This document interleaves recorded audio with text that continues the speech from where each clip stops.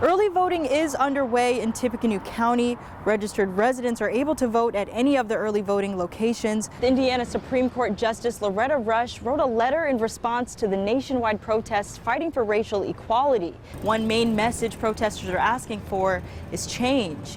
But with that comes a question: where do we begin? We're about 2 hours away from the protest that is going to start right here at the Tippecanoe County Courthouse. We are experiencing symptoms of whatever was thrown from the top of the courthouse. Police are working to put the pieces together after receiving a 911 call about a stabbing this morning. Mackey Arena has seen just over 1,000 voters today. This is much different than the 13,000 voters that came out for early voting.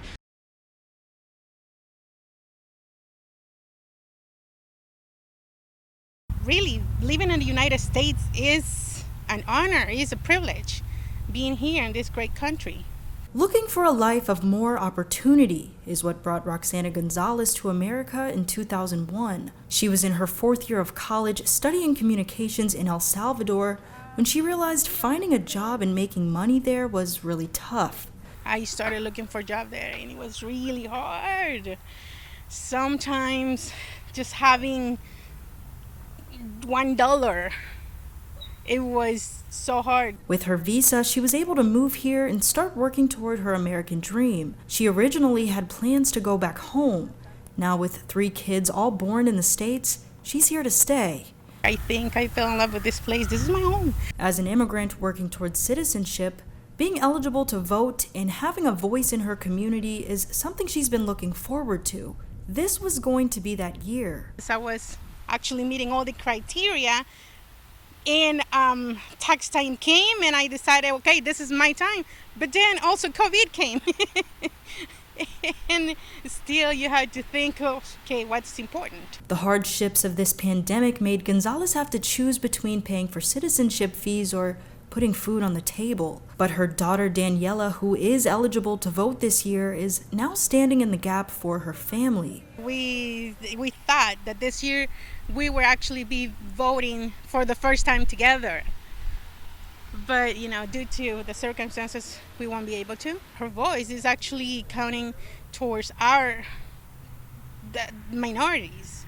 It's a privilege, and the first person in my family to be voting. I like to take a little honor at that privilege. Daniela hopes all Americans, especially children of immigrant parents, take advantage of this opportunity to have a say in their government. Notice the privilege that you have that you're voting, because there's people that want to speak so badly, want to do something so badly, but they can't. And they just got to sit back and just take whatever happens, and that's probably the saddest thing ever.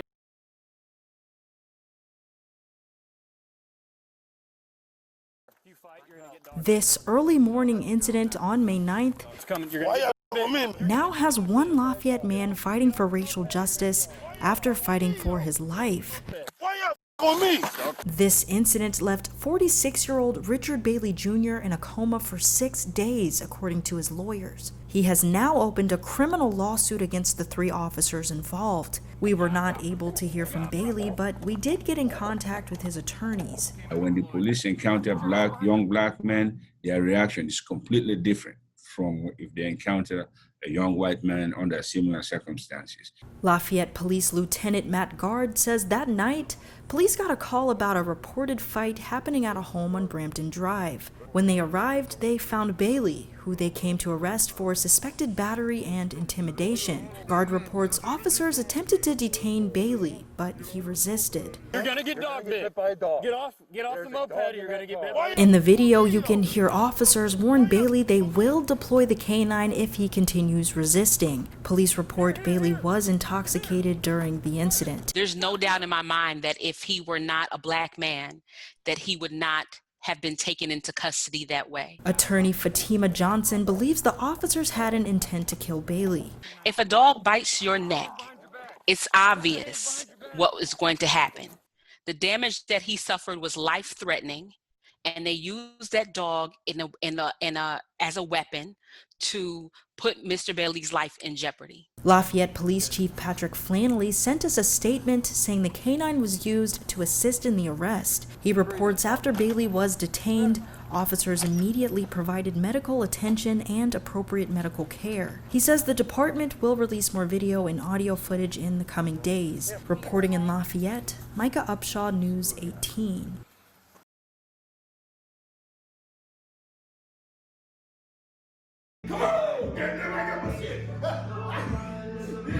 Ian, he is a kind person. He cares about other people.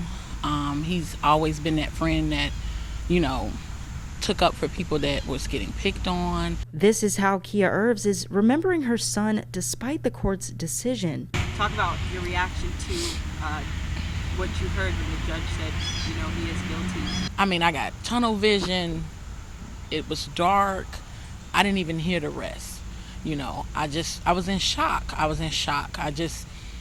I couldn't feel anything. Ian was found guilty on 6 charges, the most severe being attempted murder. According to court documents, he fired a few rounds outside the Tippecanoe Mall during a confrontation with another teen. Multiple witnesses say he was aiming his gun at someone. My kid, he did make a mistake. He made a mistake, but I think we all have made mistakes, but I do believe he deserves a second chance. This is when he first started playing. I had to cancel all of our college meetings and just for him to visit the campus, and all of that hurt. That's what we were supposed to do when he turned 17.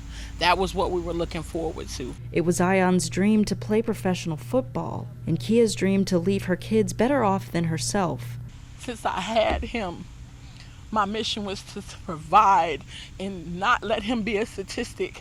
I wanted him. I've changed my life. I did things. I've learned generational wealth and all this stuff because I wanted to pass that on and to let my kids know you don't have to be a statistic. According to a Department of Justice study taken in 2015, Black youth are more than 5 times as likely to be detained or committed compared to other youth. It doesn't have to be that all. Kia says she and Ian have always been close, but she wishes she knew the extent of what he was facing. Witnesses shared in court that issues over social media may have played a role in the mall confrontation. When all this was happening, I didn't know how bad it was on social media. He stopped coming straight. He would come in the house and come straight in my room. He would, play with his sister, jump on my bed sometimes, he stopped doing that. He started going straight to his room. Over the amount of time I've known Ian, Kia's received support from hundreds of friends and family members since the start of the trial. She's hoping it'll make a difference come sentencing day next month. Get steady getting these college letters in the mail with his name on it. And it doesn't even matter. It doesn't even matter. I just don't want this to change him or who he is, the type of person that he is. Reporting in Lafayette, Micah Upshaw, News 18.